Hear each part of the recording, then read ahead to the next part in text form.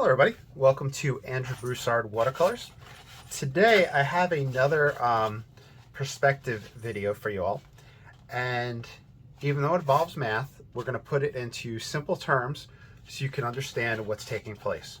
This is going to be looking at vertical objects in the distance, so like trees, buildings, etc., and why they get smaller as we go back in the picture plane. Because if we had, let's say we're looking out and we have a pine tree,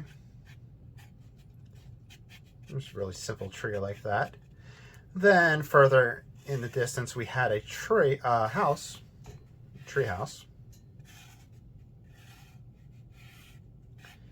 And then even further we had another tree. We'll make it a poofy tree. If they're all the same size, they look flat in the picture plane. So we have a two-dimensional image still. So we need to create the illusion of that. So the way we do that, and to explain what's taking place, is we look at our viewer's eyeball. This eyeball is looking out over our scene. Closest to this viewer, we have the pine tree. And we'll kind of just put it in that fashion. Behind that pine tree, we have the house. And behind that,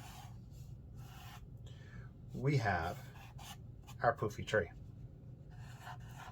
So looking from the side, they're all the same distance for us, but they're not the same distance for this viewer.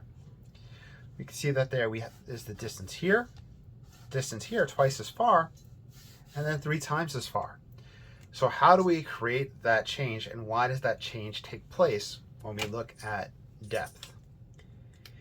If we look at how it contacts with the eye, we have the top of the pine, and we have the bottom. So those lines, those light rays, are reaching in that fashion.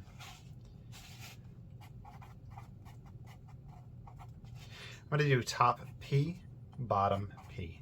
Don't get worried about angles or letters or anything like that. It'll all make sense in a second. This next one, it'll reach here. This is the top of the house. This is the bottom of the house. So bottom H. Then last but not least, we have our far tree.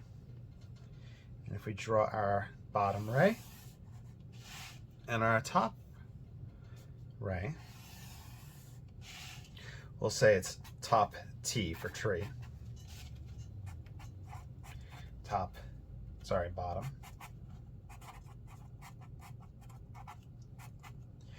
Those are all the light rays hitting it. So now if this person was to paint a picture, they would put their piece of paper right here. And we'll see that these will sit, these rays, at different points along it. For example, we have that bottom P. That is here.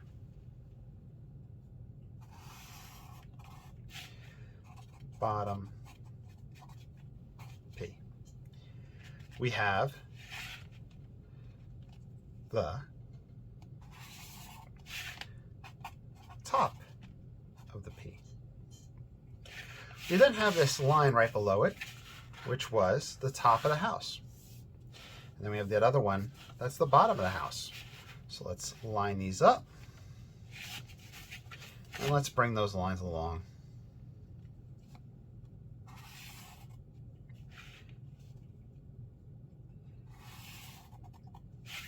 So this is top H for house. This is bottom H for the bottom of the house. And last but not least, these very closest ones to the inside are that far poofy tree. So if we pull those out,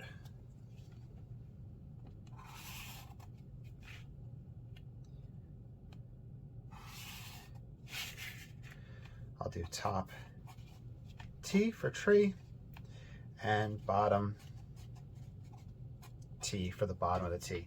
So if we look at our paper, and eventually, if we were to go all the way out, we would have a straight horizon line right in the middle. But I'm going to draw these from that viewpoint. So this is the closest tree, where the top is and the bottom is. Next, we have the house. And last but not least, we have poofy tree. So that is why objects get smaller as they get further from us. Why the bottom of it seems to rise up in the picture plane closer to the horizon, and why the top seems to shrink and get closer to the horizon as the objects get smaller. So using this information, you can create imaginary landscapes that will help you with those sizes. So you'd work potentially small and create things as they get bigger. Or when you're looking at a photograph, help you interpret the different sizes within the scene. You might say to yourself, oh, that far tree is just as big, but I need to make it smaller so that it sits further back. So I hope this helped. Let me know in the comments down below. Please like, subscribe, comment. I have a Patreon if you'd like to support this channel. And I also have an Etsy linked down below where I sell my paintings. And you can support the channel in any one of those 3 ways, and I'd really appreciate it. Well, I'll talk to you soon. Have a great day.